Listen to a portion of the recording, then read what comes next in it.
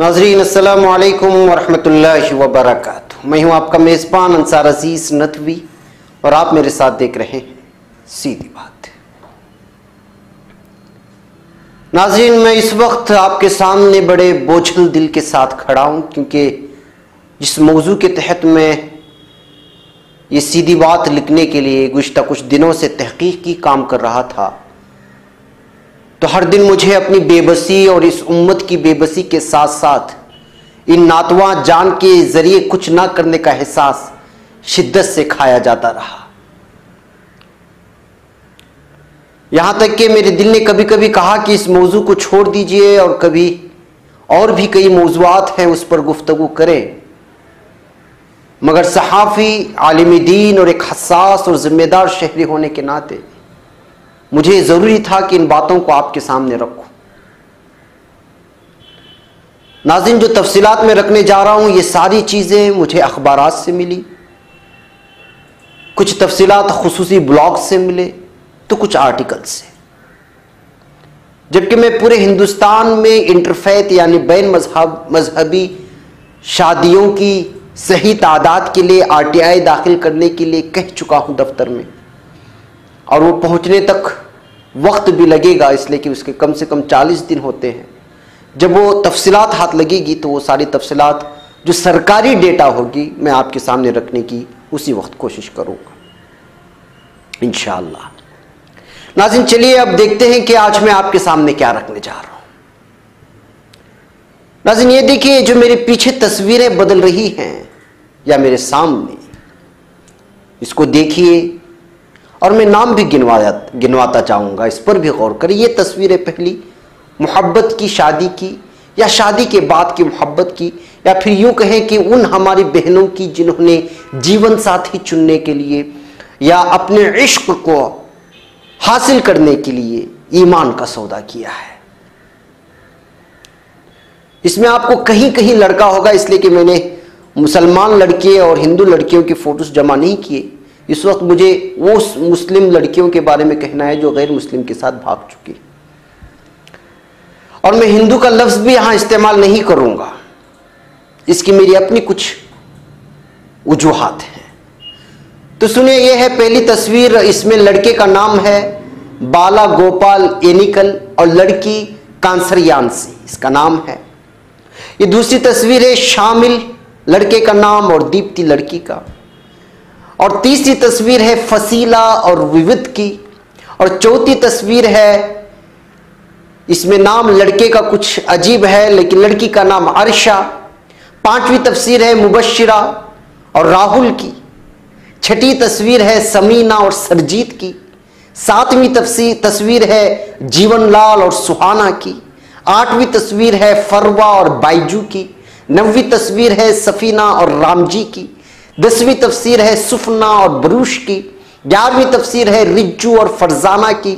12वीं तफसीर है आनंदन और शंजा की। 13वीं तफसीर है तोराज और फसीरा की। 14वीं तस्वीर है नसीरा और सिबनकन की। और 15वीं तस्वीर है शबाना और इंदेश की, रिंदेश। नाज़रीन, ये सारी तस्वीरें वो हैं जिसमें हमारी बहनों ने गैर मुस्लिमों के साथ शादी रचाई, और मैं ये तस्वीरें ऐसे ब्लॉग से लिया है जिसमें इसके साथ भी कई सारी तस्वीरें शेयर करके इंटरफेथ शादियों की कामयाबी की दास्तानी एक ब्लॉग में तहरीर की गई है, वहां से मैंने ये तस्वीरें कलेक्ट की हैं। नाज़रीन, और भी बहुत सारी मेरे पास तस्वीरें, उसके तफसीलात में जाऊंगा तो बहुत लंबी देर हो जाएगी, क्योंकि आज की सीधी बात वैसी भी बहुत तफसीलात की वजह से लंबी हो चुकी है। मैंने ये कुछ तस्वीरें और नाम बयान किए, बसूरत दीगर इतनी तस्वीरें और तफसीलात है कि सिर्फ नाम गिनवाता ही रह जाऊंगा और बात मुकम्मल नहीं हो पाएगी। बस जो तस्वीरें पीछे बदलती रहेंगी उसको देख लीजिए और अंदाजा लगा लीजिए, और उसको भी उसी कैटेगरी में रखिए। कर्नाटक के हासन में गुज़िश्ता साल नेहा अंजुम ने प्रदीप नामी नौजवान के साथ शादी रचाई थी। जून 24, 2015 को मुस्लिम जाट लड़की इकरा बानू ने अमरदीप नामी नौजवान के साथ भागकर शादी रचाई थी, जो बाद में जाकर पूरे इलाके में बड़ा बवाल हुआ। उस इलाके में। अभी कुछ महीने कबल उल्लाल में इंशा खलील नामी लड़की ने भारत राज नामी एक बस कंडक्टर के साथ भागकर शादी रचाई। 18 दिसंबर 2012 अर्शिया नामी लड़के ने उमेश नामी लड़के से बजरंग दल कारकुनान की निगरानी में बेंगलुरु में शादी रचाई।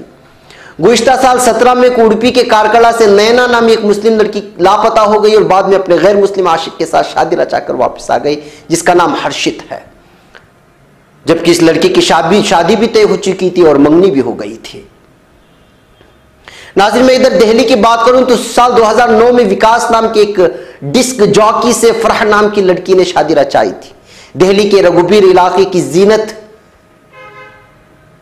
ने सोशल मीडिया में ये सारी तस्वीरें शेयर की गई थी। नाज़रीन, मुस्लिम नौजवानों का गैर मुस्लिम लड़कियों के साथ शादी रचाना कम और गैरों का मुस्लिम लड़कियों को लेकर के भागने के वाकयात में दिन ब दिन इजाफा होता जा रहा है।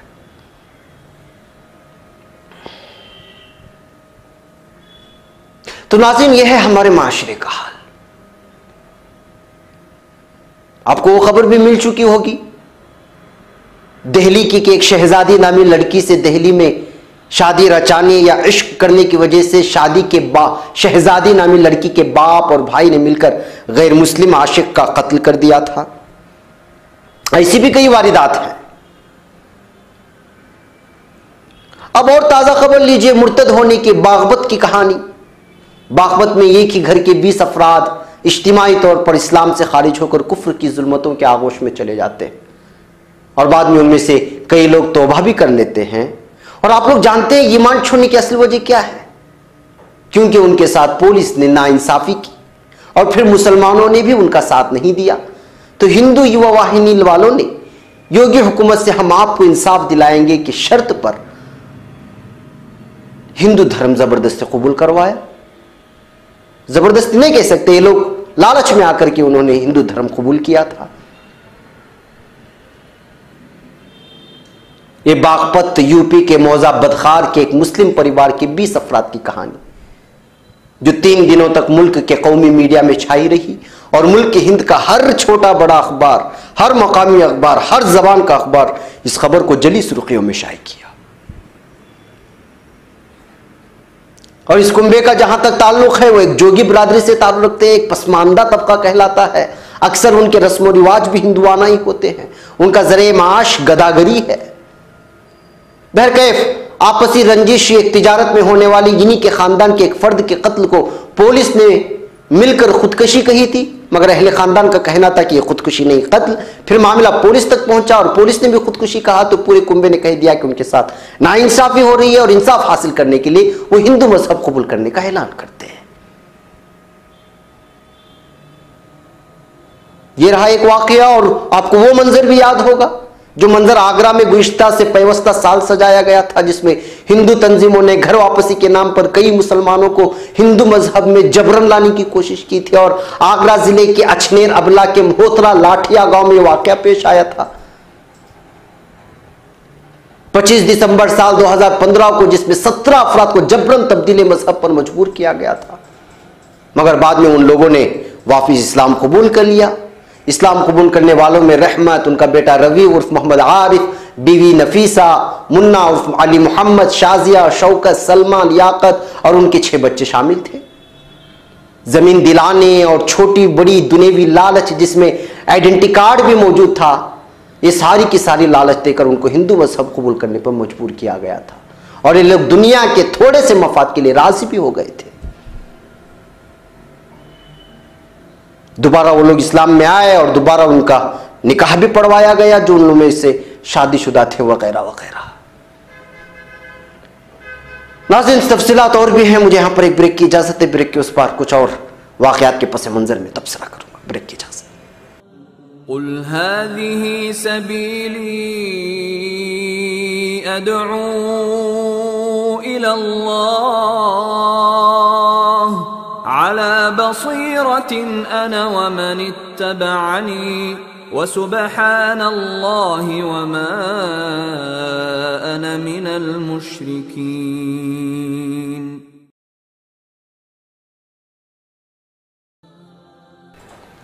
नाज़रीन, इस्तक़बाल है सीधी बात की अनोखी महफिल में। नाज़रीन, इस जैसे बहुत सारे वाक़यात हैं जिसकी तफसील में जाऊंगा तो सिवाय अफसोस की कुछ हाथ नहीं आता। अभी 7 अक्टूबर को नांदेड़ से शाये होने वाले रोजनामा सहर में कमरुल ईमान खान यूसुफ जई ने एक रिपोर्ट शाये की है, जिस रिपोर्ट की सुर्खी है महाराष्ट्र की मुस्लिम दोशीज़ाओं के खिलाफ हिंदू दहशतगर्दों का लव जिहाद। महाराष्ट्र की 8 मुस्लिम दोशीज़ाएं गैर मुस्लिम नौजवानों से शादी के लिए तैयार। उन्होंने अपनी तवील रिपोर्ट में एक जगह लिखा है कि गुज़िश्ता 3 महीनों से मुसलसल सोशल मीडिया पर देखने को मिल रहा है कि फलां शहर के गैर मुस्लिम नौजवान से शादी के लिए अदालत में दरख्वास्त दी है। कई मामलों में जिम्मेदार शख्सियात ने मुस्लिम दोशीज़ाओं के घर पहुंचते हैं, उन्हें समझाने की कोशिश की तो कई मकामात पर उन्हें नाकामी देखने को मिली। आज भी सोशल मीडिया पर एक नहीं 8 दरखास्तें देखने को मिली जहां पर मुस्लिम दोशीज़ाओं ने गैर मुस्लिम नौजवानों से शादी के लिए दरखास्त दे रखी है, रजिस्टर मैरिज ऑफिस में या फिर अदालत में, जिसमें अकोला की 2, मुंबई की 1, रायगढ़ की 1, अमरावती की 1 और शोलापुर की 1 मुस्लिम दोशीज़ा शामिल है। और उस रिपोर्ट में सहाफी ने लड़की के नाम और पते के साथ सारी की सारी तफसीलात शाये कर दी। नाज़रीन, देखा आपने, ये सिर्फ एक रियासत के कुछ इलाकों के एक दिन के अंदर पेश की गई दरखास्तें हैं, तो फिर पूरे मुल्क के हिंद में हर दिन कितनी लड़कियां हैं जो मुर्तद हो रही हैं और हमें उसका इल्म भी नहीं है, और हम हैं कि बस एक बेमकसद जिंदगी जिए जा रहे हैं। नाज़रीन, मैं आज अपने आप से बात करना चाहता हूं। इससे कबल भी मैं इस मौजू पर बात कर चुका हूं। मेरी माओं और बहनों से मैं रास्त तौर पर सीधी बात कर चुका हूं। अब मैं सोचने पे मजबूर हूं कि आखिर क्या हैं इसके वजूहात। हम सबको पता है इसके वजूहात क्या है। मैं अगर ये कहूं कि अंधी मोहब्बत में लड़कियां बहकाई जा रही हैं, तो फिर क्या हमारी मुस्लिम बहनों का ईमान इतना कमजोर है कि वो मुर्तद होने पर राजी हो जाए? जी हां, ईमान बहुत कमजोर हो चुका है हमारा। आज के दौर में मगरिब की जानिब से फेमिनिज्म, मसावात, बराबरी, हुकूक इंसान के आड़ में गलत अफकार और नजरियात ने दिलो दिमाग पर बहुत गहरा असर कर रखा है। जहनों से मजहब और मजहब से वाबस्तगी को खत्म कर दिया गया है। आप सल्लल्लाहु अलैहि वसल्लम ने रिश्तेदारी के लिए दीनदार अपनाने का इरशाद फरमाया था, मगर आज तो दीनदार दूर की बात हमारी बहनें ईमान से निकली जा रही हैं। मैं अगर इसकी वजह यह कहूंगा कि माँ बाप ने लाड़ प्यार में तरबियत नहीं की और बचपन में जिस किस्म की तरबियत और जिस अंदाज से ईमान और इस्लाम की बात सिखानी थी, उसके दिलो दिमाग में अल्लाह और उसके रसूल की तालीम देनी थी, दी नहीं गई, तो क्या आप ये मानेंगे? आप कहेंगे कि नहीं भाई, हमारी बच्ची तो अरबी को जाती है, कुरान सीखती है, और उसके बाद देखा देखी बच्चियों की तालीम का इंतजाम मखलूत स्कूल और कॉलेज में कर दिया जाता है। कब किसके साथ दोस्ती यारी हो रही है पता नहीं, ट्यूशन में जा रही है तो बच्ची किसके साथ राबते में बढ़ा रही है कुछ भी पता नहीं। लड़की घर से बाहर निकलती है तो माँ बाप आजादी और फिर प्राइवेसी के नाम पर बच्ची से पूछना ही भूल जाते हैं। तो नतीजा जो आज हमारे सामने निकल के आ रहा है वो सारा हमारे सामने है। एक तरफ फिरका परस्त गैर मुस्लिम तंजीमें पूरी तरह मुस्लिम लड़कियों को फांसने के लिए माल दौलत के साथ नौजवानों को रास्ते पर छोड़ दिया है कि एक मुस्लिम बच्ची को मुर्तद करके शादी करने का इनाम इतना है और हासिल कर लो, और फिर उसके 2 साल बाद उस बच्ची का कोई पुरसाने हाल नहीं होता। इसको किसी बाजार में बेच दिया जाता है, कहीं पर तनहा छोड़ दिया जाता है, फिर वो तनहा बेयारो मददगार उस दुनिया में कदम रखती है जिसका तस्वुर एक मुस्लिम घराने में नहीं किया जा सकता। मुझे माफ कीजिए मगर मुझे खोल खोल कर बयान करने की इजाजत दें कि ऐसा ही होता आ रहा है। मेरी इन बातों से जरूर तकलीफ हो रही होगी मगर मुझे कहने की इजाजत दें। और वो घराने और फैमिलीज जो वाकई बच्चियों की बेहतरीन तरबियत करते हैं और पर्दा, हया और ईमान की हिफाजत के साथ बेहतरीन जिंदगी मुहैया कर रहे हैं, उनसे माफी चाहते हुए मैं ये कहना चाहता हूं कि हमारी नौजवान नस्ल आज पूरी तरह मगरिबियत की और आजाद लाइफ की इस कदर दिलदादा हो चुकी है कि उसकी कोई इंतहा नहीं। मुझे उन माँ बाप से साफ साफ बात करने की इजाजत दें और मुझे बताएं कि आप किस किस्म से आपके घर में आपके औलाद की तरबियत हो रही है। बाद नमाज मगरिब टीवी चैनलों में दिखाए जाने वाले सीरियल्स और उसमें बजने वाले भजन ने हमारे नस्लों के दिलों से ईमान की चाशनी को खत्म कर दिया है। आप खुद देखिए घर का मंजर, इधर सोफे पर जवान बेटी है, उधर मां है, कमरे में जवान बेटा है और बेचारा बाप अभी अपने जॉब से लौटा है या तिजारत कर रहा है तो अपनी तिजारत में मसरूफ है। पूरा खानदान मिलकर बैक वक्त आशिकों माशुका की कहानियां और उसकी दास्तानें देख रहा है, सुन रहा है। उसमें नाजायज ताल्लुकात को बढ़ावा देने के मनाजिर और तरीके बताए जा रहे हैं और दिखाई जा रहे हैं और वालिदैन अपने जवान बच्चों के साथ वो मंजर खुद भी देख रहे हैं, अपने नौजवान नस्ल को भी दिखा रहे कि देखो और भाग जाओ घर से। छोटी बच्चियों की तरबियत की हमें फिक्र नहीं, बच्चियों को एक जानिब फेंक कर मां बैठ जाती है सीरियल देखने के लिए और दिखाने के लिए। बचपन से लेकर लड़कपन और लड़कपन से लेकर जवानी तक अपनी नस्लों को जब ये गंदी निचली इश्क की कहानियां और नाजायज ताल्लुकात बनाने के तौर तरीके दिखाते रहेंगे और कहेंगे कि मेरी बच्ची अरबी भी जाती है, तो मुझे बताइए कि 1 से आधा घंटा अरबी क्लास में जाना और पूरी जिंदगी इश्क मोहब्बत की दास्तानों के मनाजिर दिखाना, इस पर इस औलाद का क्या ज्यादा असर करने वाला है और कौन सा असर करने वाला है।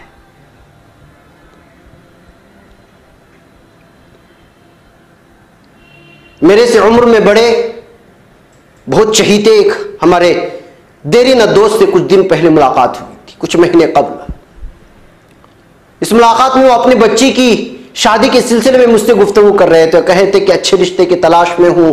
इस बीच वो अपनी बच्ची की बहुत तारीफ करते रहे, फलां कॉलेज में तालीम हासिल की, कुरान तालीम हासिल की, फलां डिग्री ली, अब फिर वो पूरे पर्दे के साथ एक्टिवा गाड़ी भी चलाती है, घर की जिम्मेदारी भी निभाती है, फलां है फलां है फलां है।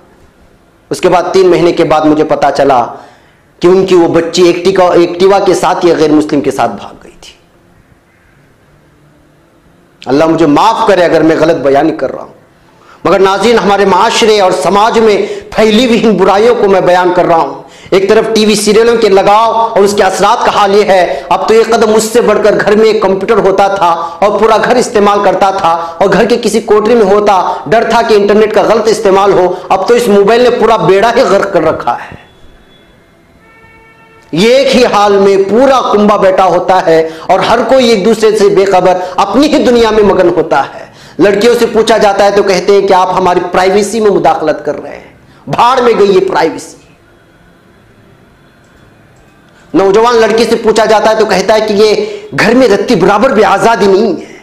बीवी से कहा जाता है तो कहते हैं कि 1 मिनट के लिए मोबाइल लिया तो मुझे कोसना शुरू कर दिया। यानी कि कमबख्त इस प्राइवेसी के नारे ने हमारी बहनों की ईमान को बर्बाद करके रख दिया है। वालिदैन से मुझे साफ साफ कहने की इजाजत दें, औलाद सबसे बड़ी नेमत है। अगर उसकी सही तरबियत नहीं हुई तो कल उसकी पूछ होगी और यह औलाद ईसाले सवाब के बजाय जहन्नम में ले जाने वाला जरिया बनेगी। औलाद पर कंट्रोल जरूरी है। अगर ऐसा नहीं हुआ तो फिर जब औलाद गलतियां करेंगी और अपनी ईमान का सौदा करने लगेंगी तो फिर आपकी इज्जत, आपकी शोहरत, आपकी दौलत लेकर आप लोग क्या कर सकोगे। याद रखिए, औलाद की तरबियत का असर सबसे ज्यादा बच्चों पर होता है। अगर हमने ही गलत राहें ढूंढ ली, बहाने ढूंढ लिए और कहने लगे जमाने में तो सब चलता रहता है, तो कसम खुदा की कल को बैठकर अफसोस करने के अलावा कुछ हाथ नहीं आएगा। हालिया दिनों में इस कदर समाज में, माशरे में और बिखुसूस हमारी बहनों में इतनी बेहयाई आम हो गई है और आजाद जिंदगी की लत इतनी बढ़ चुकी है कि जराइम की दुनिया में नजर दौड़ाते हैं तो एक इस्लामी माशरे में पलने बढ़ने का यकीन नहीं होता। हालिया चिंतामणि नामी इलाके से मिलने वाली खबर आपको मालूम हो गई होगी, जिसको हमने अपने न्यूज में भी लिया था। एक शख्स अपने माशूका का सर काटकर पुलिस थाने में आता है इस वजह से कि वो किसी और से ताल्लुकात बढ़ाने की फिराक में थी, जबकि कत्ल करने वाला आशिक भी मुसलमान और वो भी शादीशुदा और मकतूला भी मुसलमान और वो भी शादीशुदा। अल्लाह हम सबों की हिफाजत फरमाए। नाज़रीन, एक और ब्रेक की इजाजत दे, ब्रेक के उस पर कुछ और कुल हाज़िही सबीली अदअू इलल्लाह अला बसीरतिन अना व मन इत्तबअनी वसुब्हानल्लाहि वमा अना मिनल मुश्रिकीन।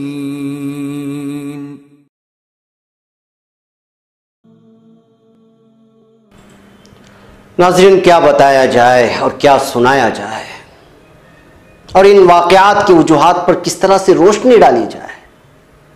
सबसे ज्यादा अफसोसनाक बात यह है कि भाग जाने वाली लड़कियां इश्क में इतनी अंधी होती हैं और उनको पता होता है कि एक मखसूस जात तो समाज के लड़कों को उनके पीछे छोड़ दिया गया है, उनको फंसाने के लिए, पैसों का लालच देकर उनको उनके दीन से मुनहरिफ करने के लिए। इसके बावजूद वो नहीं सुनते, उनको कोई मतलब नहीं होता ईमान से और इस्लाम से और अपनी शनाख्त से और अपनी पहचान से। वजह एक तो घर में दीनी माहौल नहीं होता, दूसरा उनके ईमान पर इतनी मेहनत नहीं होती जितनी होनी चाहिए, और वालिदैन भी लापरवाह, तो ये हालात पैदा हो जाते हैं। और दूसरे सबसे बड़ी वजह वक्त पर शादी ना करना। इस्लाम में बुलूगियत की उम्र तय नहीं है, क्योंकि मौसम और खान पान और मिजाज की वजह से भी कई लड़के लड़कियां जल्दी बालिग हो जाती है, कोई देर से होती है। लिहाजा जैसे ही बालिग हो तो उनकी शादी की फिक्र करना वालिदैन और सरपरस्तान की जिम्मेदारी है। बेहतरीन और रोशन फ्यूचर और जिंदगी में आगे बढ़ने की फिक्र में नौजवान लड़कियां भी 20 या 40, कभी 25, कभी 35, न जाने कितनी उम्रें पार कर जाती हैं। तो आप खुद सोचिए, बड़ी उम्र की लड़कियों को कौन रिश्ता भेजेगा, जबकि उस लड़के के पास दूसरा ऑप्शन मौजूद है। और इस वक्त लड़कियों की भरमार है। तो नतीजा क्या निकलता है? नतीजा ये निकलता है कि नाजायज ताल्लुकात बना लेते हैं, इश्क का भूत सवार हो जाता है। जी नाज़रीन, मुझे खोल खोल कर बात करने की इजाजत दे। कब तक हम लोग हरदा और पया के नाम पर, हरदा और हया और पर्दा के नाम पर छुप करके बातें करते रहेंगे? छुप छुपा कर, घुमा फिरा कर बात करने से बेहतर है कि मैं आपके आंखों में आंखें डालकर हकीकत से वाकिफ कराऊं, ताकि कल को अफसोस करने के बजाय आप हकीकत आज ही सुनकर दिल कबूल करे ना करे, मुझे दिल में कोसने लग जाए कि क्या बात कर रहा है अजीज। कोई बात नहीं, कोसिए जरूर, मगर हकीकत यही है। हर दिन में अहम शाहराहों से गुजर होता है, कभी बाइक के जरिए, कभी कार के जरिए गुजरता हूं तो न जाने कितनी बुर्कापोश खवातीन होती हैं जो अपनी गाड़ियों से गुजरती रहती हैं। उसमें से अक्सर ईयरफोन के जरिए से नौजवान लड़कियों को मैं गुफ्तशनीद करते हुए देखता हूं, पर्दे के पीछे लगाए, और लगातार बातें कर रही होती हैं। अब कोई लड़की अपनी मियाँ से, अपनी वालिद से, अपनी बहन से, अपनी सहेली से एक एक, दो दो घंटे, आधा आधा घंटा बात तो नहीं कर सकती, इल्ला माशाअल्लाह। तो फिर सवाल है कि भाई किससे बात हो रही है? पर्दे के आड़ में आखिर हो क्या रहा है? मेरा मतलब ऐसा नहीं कि सब ऐसे नहीं, बल्कि अक्सर ऐसे नहीं है, मगर कुछ है, मगर उनकी फिक्र करना भी लाजमी है। बसूरत दीगर ये जो मुर्तदीन का डाटा मेरे पास आया है, जिन लड़कियों ने इस्लाम छोड़कर अपने आशिकों के धर्म को अपनाया, तो क्या कल मुझसे ये सवाल नहीं होगा? क्या अल्लाह ताला कल मुझसे सवाल नहीं करेगा कि अजीज सारी चीजें तुम्हारे सामने थी और मैंने तुमको बोलने का और फिर दूसरों तक पहुंचाने का जरिया भी मुहैया कराया था, मगर तुम खामोशी इख्तियार की, तो कल मैं भी मुजरिम ठहराया जाऊंगा। तो मुझे लाजमी है कि उन लड़कियों के वालिदैन को, फिर समाज और माशरे के कई तंजीमों की जिम्मेदारान तक इस बात को पहुंचाऊं।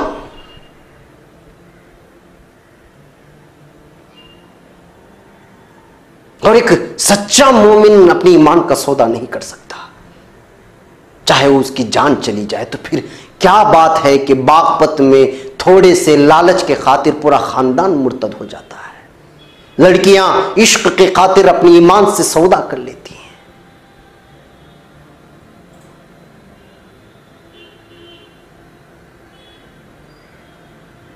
तीसरी अहम वजह गुर्बत। जी हां, गुर्बत।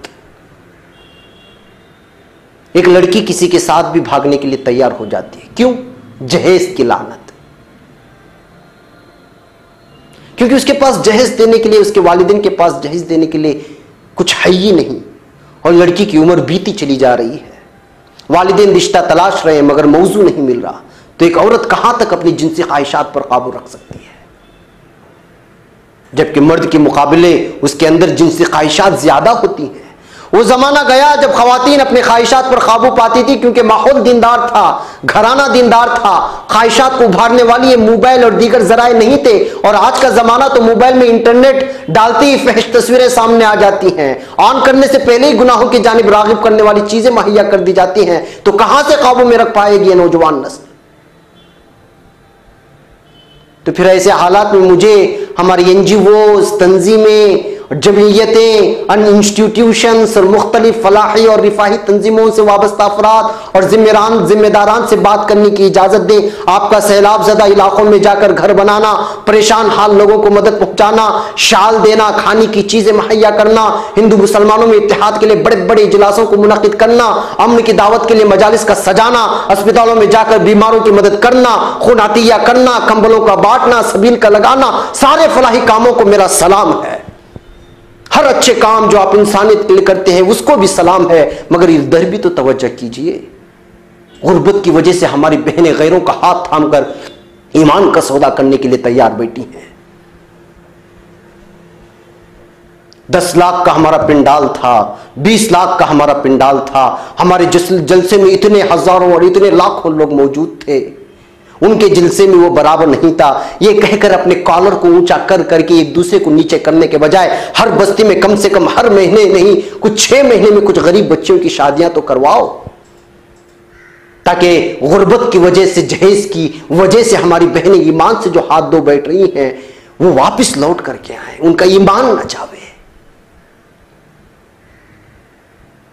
आवाम से ज़कात और सदका इकट्ठा करने वालों से उनकी जिम्मेदारियां, उनसे अपील है कि आपकी जिम्मेदारी सिर्फ मदारिस और यतीम खानों में और बेवा खानों में मौजूद बेवाएं और यतीम बच्चे ही नहीं हैं, और भी बहुत सारी जिम्मेदारियां हैं। हमारे बड़े से बड़े इजलास होते रहते हैं, हम एनजीओज के जिम्मेदारों को जमा करके अपनी खिदमात की कहानियां और दास्तानें सुना सुना कर खुश होते ही रहते हैं कि आपके नाक के सामने एक महीने के अंदर कई मुस्लिम लड़कियां गैरों के साथ भाग जाती हैं। तो ये आपका कॉलर ऊंचा करना, आपकी तारीफें खुद करना क्या माना रखता है? क्या ये जिम्मेदारान, क्या ये तंजीमें, क्या जमीयतें और ये सारे मुस्लिम और समाज और माशरे के सरबराह लोग इस गलत फहमी में है कि हमसे सवाल नहीं होगा? कसम खुदा की हर एक से होगा, हर शहर और बस्ती के जिम्मेदारों से होगा, मदारिस के असातिज़ा से, समाज के रहनुमाओं से, मसाजिद के इमाम और खुतबा से होगा। नाज़रीन, अब हम सबको होश में आ जाना चाहिए। मैंने आपके सामने पूरी रिपोर्ट और तहकीक नहीं रखी है जितनी जमा की थी, वरना कई सफहात चाहिए मुझे। अगर साफ रखूं सारी चीजें तो आप खून के आंसू रोने बैठ जाएंगे कि आखिर हो क्या रहा है। कुछ दिनों बाद सरकारी डाटा भी मेरे हाथ में आ जाएगा, तब सुनना तफसीलात को, तब समझ में आएगा कि हम कहां हैं और किस ख्वाब गफलत में मदहोश पड़े हुए हैं। हम किस दुनिया में रह रहे हैं और अंदर की दुनिया किस कदर बर्बाद हुई जा रही। मुझे महसूस होता है कि अब तमाम तंजीमों को और जमातों को 2-3 साल के लिए इजलासों में लाखों और करोड़ों रुपए खर्च करने के बजाय गरीब बच्चियों की शादी का इंतजाम हर बस्ती में होना चाहिए। ज़कात का मखसूस मुद्द सिर्फ इसी के लिए मखसूस कर देना चाहिए। जिस शहर या बस्ती में जो सबसे मजबूत तंजीम हो, चाहे वो कोई भी हो, मुझे उससे मतलब नहीं, इंसानियत की खिदमत करने वाला हर ट्रस्ट को सराहना चाहिए, उसकी खिदमत को लोगों के सामने लाना चाहिए और उसकी मदद करनी चाहिए। जो जिस बस्ती में हो वो ये तहैया कर ले कि वो साल में कम से कम इतनी गरीब बच्चियों की शादी जरूर करवाएंगे और उसके लिए फंड का इंतजाम करेंगे। उलमा इकराम और खुतबा हजरात अपनी तंजीमों की, ऐसी तंजीमों की पुष्टपनाही करें, उनको महल्ले के गरीब तबके से वाकिफ कराएं। महल्ले के हालात से आइम्मा सबसे ज्यादा वाकिफ होते हैं। इस तरह एक बेहतरीन माशरे की तश्कील होगी और फिर असल में कौन परेशान हाल है, हकाइक सामने आएंगी। नाम और नमूद से बचते हुए, शोहरत से बचते हुए अगर हम खामोशी से इस जानिब संजीदगी से कदम बढ़ाएंगे तो इंशाअल्लाह गुर्बत की वजह से गैरों के हाथों फंसने वाली कई बच्चियों के हम लोग ईमान को बचा सकते हैं। और ये बकिया वजूहात जो हैं उसमें वालिदैन को बच्चों की तरबियत पर गौर करने की ज़रूरत है। साथ ही मसाजिद के खुतबा और मदारिस अपने आसपास के इलाकों का ख्याल करना ज़रूरी होगा। खुलफाए राशिदीन के दौर में जो गश्त करने का रिवाज था, हालात को समझने के लिए उसी को मुनज़्ज़म तौर पर वापस लाना होगा। ऐसे कई ऐसे नुकात हैं जिस पर हम अमल करते हुए खातिर ख्वाह काम कर सकते हैं, मगर ये सब सिर्फ बातों से नहीं होगा। मैं भी ये सीधी बात कहूंगा, खामोश हो जाऊंगा, आप इसको सुनेंगे, अफसोस करेंगे, खामोश हो जाएंगे, तो फिर ला हासिल है। याद रखिए, इस वक्त ये बहुत ही संजीदा मसला बन गया है। बागपत के वाक़े ने हमें आईना बता दिया है कि मुस्लिम समाज में आज भी ऐसे खानदान हैं जिसका ईमान इतना कमजोर है कि वो कभी भी मुर्तद हो सकते हैं। यानी मतलब ये कि अंसार अजीज ने अपना काम नहीं किया। इस अंसार अजीज की जगह आप अपना अपना राम रख लें, फिर गौर करें कि माशरा और समाज में हमारी कितनी जिम्मेदारियां थी, और हम हैं कि एक दूसरे की तंजीम को नीचे दिखाने के चक्कर में कौम का करोड़ों का सरमाया पिंडालों में, मुशायरों में, फजूलियात में खत्म कर दिया और कॉलर ऊंचा करते रहे कि मैं बड़ा और तू बड़ा, और दुश्मन है कि हमारे ईमान के साथ, बहु बेटियों की इज्जत और ईमान के साथ खिलवाड़ करता रहा। और हम अब भी ख्वाब गफलत में मदहोश हैं। जी हाँ नाज़रीन, कुल हाज़िही सबीली अदअू इलल्लाह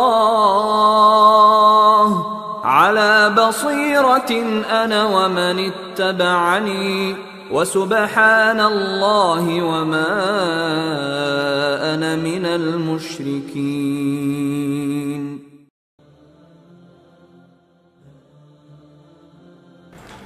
नाज़रीन, वक्त हो चला है। दरअसल इसको मुनज़्ज़म अंदाज में कोई एक तंजीम सिर्फ शादी ब्याह के लिए कौमी सतह पर तश्कील देकर इस पर मेहनत की जाए और फिर लड़कियों की तरबियत के लिए वालिदैन लाड और प्यार को एक तरफ रखकर अपने हुदूद में रहते हुए तरबियत करें, तो ऐसे वाक़यात में कमी आ सकती है। मुझे नहीं पता कि आप लोग क्या करेंगे, मगर सीधी बात ने फैसला कर लिया है कि सिर्फ इज्तिमाई शादियों के लिए बेंगलुरु से कोई एक मुनज़्ज़म और मजबूत तंजीम की तश्कील की जाए, जिससे हर महीने न सही 6 महीने में गरीब बच्चियों की शादियों का इंतजाम किया जा सके। जी हाँ नाज़रीन, मुझे यहाँ पर इजाज़त दें, इस वीडियो को जितना हो सकता है उतना शेयर करें, बल्कि आपके मोबाइल में जितने भी नंबर से है सबको ये लिंक भेजें, ताकि वालिदैन भी आगाह हो और हमारी बहनें भी और हमारी माएँ भी। चैनल को ज़रूर सब्सक्राइब करें। अस्सलामु अलैकुम व रहमतुल्लाहि व बरकातुहू। कुल हाज़िही सबीली अदअू इलल्लाह अला बसीरतिन अना व मन इत्तबअनी व सुब्हानल्लाहि व मा अना मिनल मुश्रिकीन।